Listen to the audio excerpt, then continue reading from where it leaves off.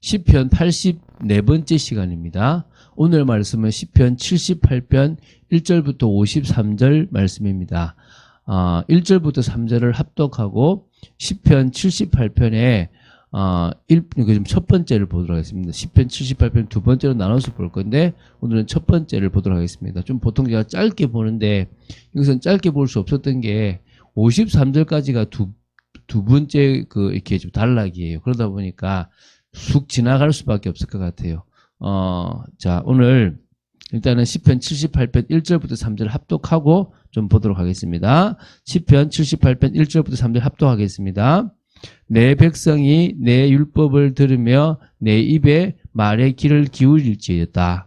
내가 입을 열어 비유로 말하며 예로부터 감추어졌던 것을 드러내려 하니 이는 우리가 들어서 아는 바요 우리의 조상들이 우리에게 전한 바라.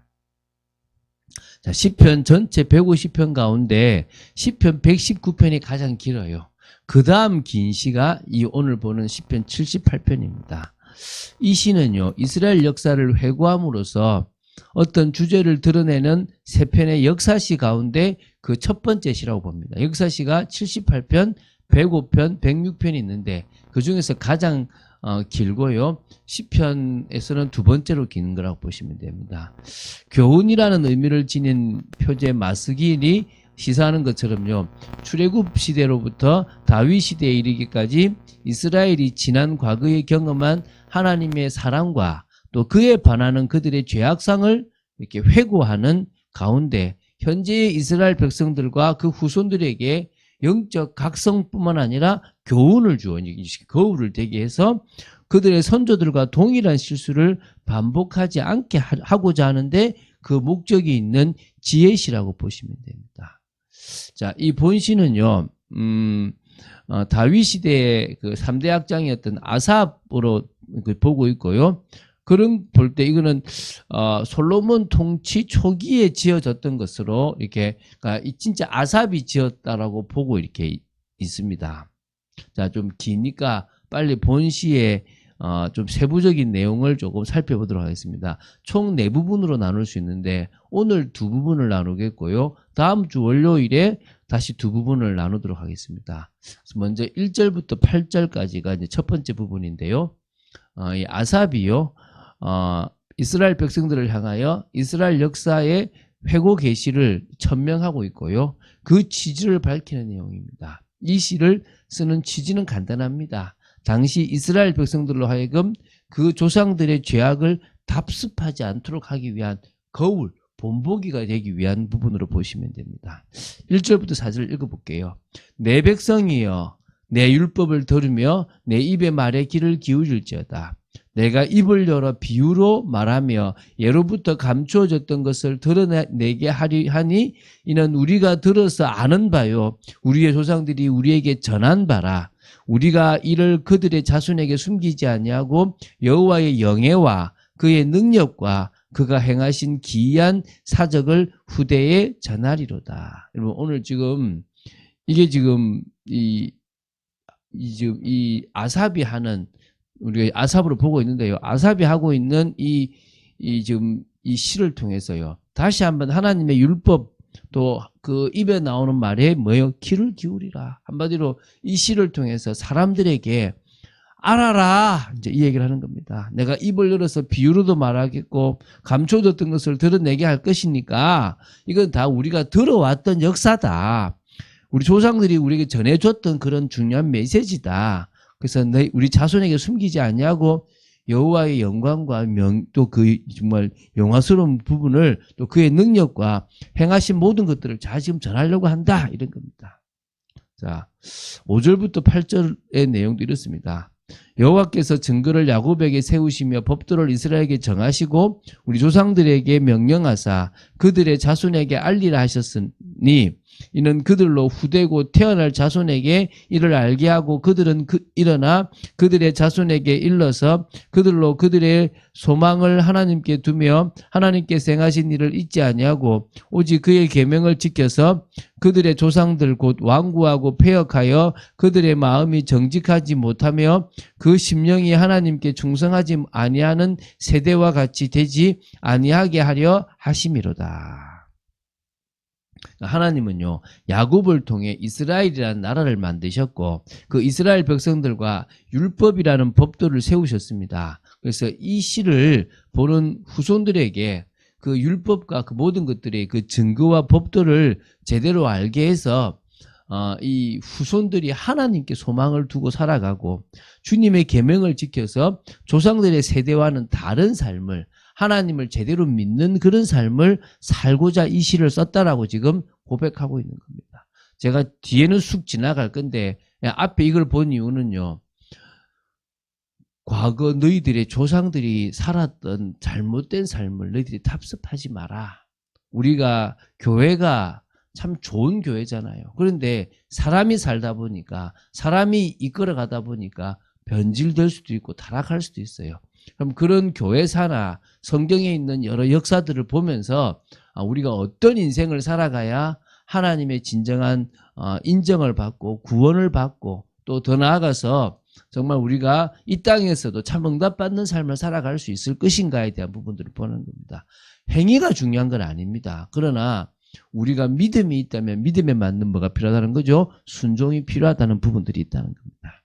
자, 이제 두 번째 단락을 보도록 하겠습니다.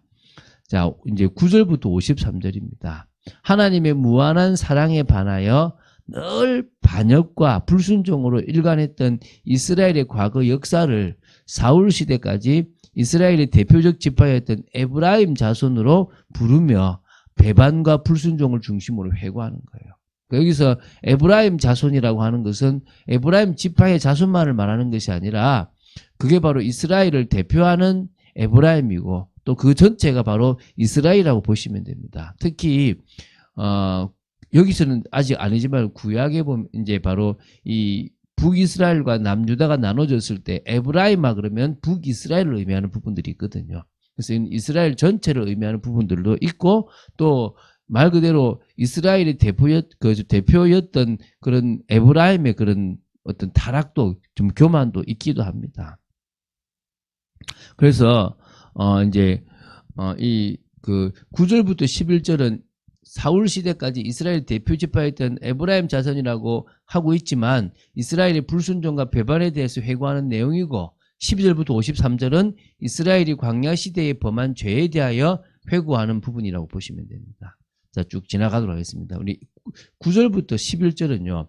여호수아가 지도자가 되어서 가나안 정복을 이끈 이후에 암묵적이지만 에브라임 지파가 이스라엘을 대표하는 지파요 영향력이 가장 많은 지파로서 역할을 감당했다는 거예요. 나중에는 이제 제가 말씀드린 남북으로 나눠졌을 때는 북이스라엘을 주도한 지파 역시 에브라임 지파였습니다. 그런데 사사 시대부터 사울 왕이 될 때까지요 영향력을 미치면서도 다른 지파가 조금 뭔가 좀 이렇게 일을 하거나 뭔가 하나님의 일을 하면 자꾸 와서 딴지를 걸었던 지파가 에브라임 지파예요. 그래서 교만하여 여호와께서 행하신 것과 그들에게 보이신 그의 기이한 일을 잊어버린 것에 대하여 지금 이렇게 말씀하고 있어요. 그러니까 교만해서 이렇게 하나님 앞에 제대로 서지 못했다는 것을 잊어먹었다 이 말이죠. 우리 12절부터 16절인데요. 하나님께서 이스라엘 백성들을 애굽에서 이끌어내시고 가나안 땅으로 인도하시는 여정 속에서 보이셨던 여러 이적과 기사들을 알도록 다시 정리해요. 먼저 정리한 것이 애굽에 내리신 10가지 재앙이 있잖아요. 그중에 피 바르고 나오는데 얼마나 중요합니까? 이스라엘로 하여금 이 바다를 마른 땅처럼 건너게 하신 홍해 사건, 홍해 도화 사건이죠. 그 사건. 광야에서 이스라엘을 구름 기둥과 불 기둥으로 인도하신 일, 반석에서 물을 내심으로 마시게 하셨던 것. 그런데도 17절에 뭐라 하냐면 이스라엘은 계속해서 하나님께 범죄하였고요. 마른 땅에서 지존자를 배반했다. 그 광야에서요. 그렇게 하나님의 역사를 봤는데도 뭐 했단 말이죠? 배반했다는 거예요. 이제 18절부터 31절은요. 이스라엘 백성들의 이 불신앙의 한 예로서 광야에서 먹는 문제로 하나님을 시험했던 그것을 언급해 바로 만나와 메추라기예요. 처음에 만나를 주고 그 만나만 먹다 보면 질리니까 물론 메추라기도 주셨는데요. 우리가 애굽에 있을 때는 그 고기 국물에도 먹었는데 여기서는 아무것도 못 먹는다라고 할 때 하나님이 그들에게요. 한 달 동안 질리도록 메추라기를 먹게 하시면서 했던 거거든요. 그때 뭐라 그러냐 그러면 이 하나님을 시험했다고 나와요. 그래서 하나님이 광야에서 식탁을 베푸실 수 있으랴라고 말하고요.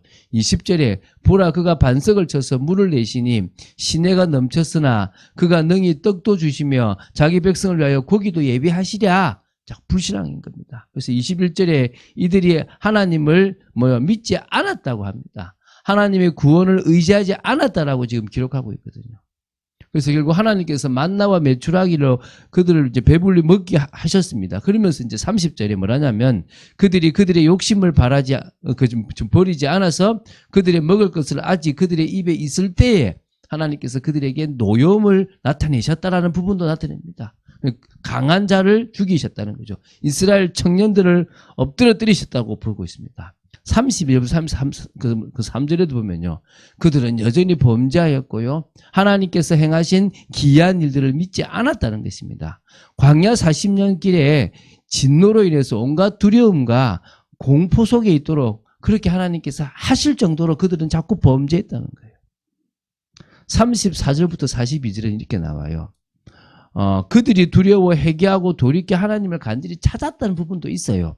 그런데 그게 하나님만이 구속자라고 기억한 부분도 있지만 하나님께 향하는 그들의 마음이 정함이 사실은 없고 또 뭡니까? 언약을 성실히 행하지 않고 그냥 겉으로 그냥 죽을까 싶어서 했던 뿐이지 진짜 마음을 담고 하지 않았다는 거예요. 그걸 지금 이 아삽이 밝히고 있는 거예요.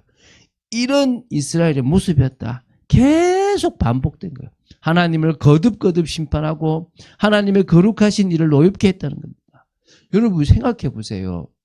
여러분에게 주어진 시간이 하루만 해도 1440분입니다. 그런데 우리가 하나님 앞에 제대로 10분을 20분을 드릴 시간이 없다라고 하는 게 얼마나 안타까운 일입니까? 할 거 다 하는데 그럼 진짜 우리가 하나님 앞에 마음을 드렸다고 말할 수 있겠습니까? 그 얘기를 하고 있는 거예요. 여러분 정말 우리에게 물질이 있다면 우리에게 달란트가 있다면 정말 우리를 사랑하시고 우리를 구원하신 하나님께 무엇을 해야 되겠냐는 거예요. 여러분 과거 역사를 보면서 여러분이 지금 어떤 삶을 사는지 한번 되돌아보셨으면 좋겠어요. 43절부터 53절의 아삽은요. 다시 한번 출애굽 당시 이스라엘 백성들이 구원을 위하여 행하신 하나님의 놀라운 사역과 광야에서 인도하심에 대하여 다시 한번 적고 있어요. 출애굽 당시 하나님의 놀라운 역사에 대하여 다시 회고하고 있는 것은요. 이스라엘 백성들이 하나님께서 자신들을 위하여 행하신 놀라운 권능의 역사를 기억하지 아니하고 광야에서 하나님을 불신하며 대적한 일이 얼마나 폐역한 일인지를 보여주려고 했다는 거예요. 읽어가면서 보도 이게 이스라엘 역사이기 때문에 그냥 그런 거예요. 한번 읽어보세요. 한번. 이제 다음 주 월요일에 54절부터 72절을 볼 거예요. 그런 중에 하나님은 진짜 중심 있는 다윗을 택하고 다윗을 양 잘 치는 다윗을 이스라엘의 왕으로 세웠다는 부분이 나와요. 그리고 우리가요 선택을 하는데 들어있는 게 선택을 한다 그러잖아요. 우리가 주님을 향한 올바른 믿음이 있으면 우리 믿음에 맞는 선택을 하게 되어 있다는 것입니다.